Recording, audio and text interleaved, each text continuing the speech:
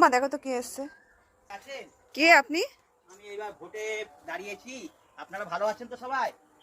বাবা ভোটে দাঁড়িয়েছেন, আবার এখানে কোদাল কেন? এবার আমি কোদাল চিহ্নে দাঁড়িয়েছি। আপনারা কিন্তু ভোট দেবেন আমাকে।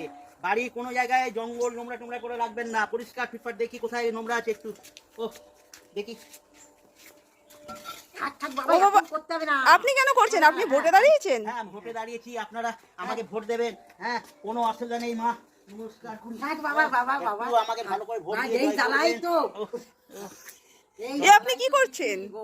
আপনি ভোট দেবেন? আপনার দাঁড়াইনি আমরা খুব খুশি হয়েছি। হ্যাঁ বাবা, আমাদের তো খুব অভাব অভিযোগ। হ্যাঁ কি হয়েছে আমাকে সব বলুন, কি হয়েছে আপনাদের বলুন। একটু চাল ডাল ঝাল পাইনি। আমি একবার ভোটে জিতে যাই, এই কোদাল চিহ্নে দাঁড়িয়েছি, কোদাল নিয়ে দাঁড়িয়েছি।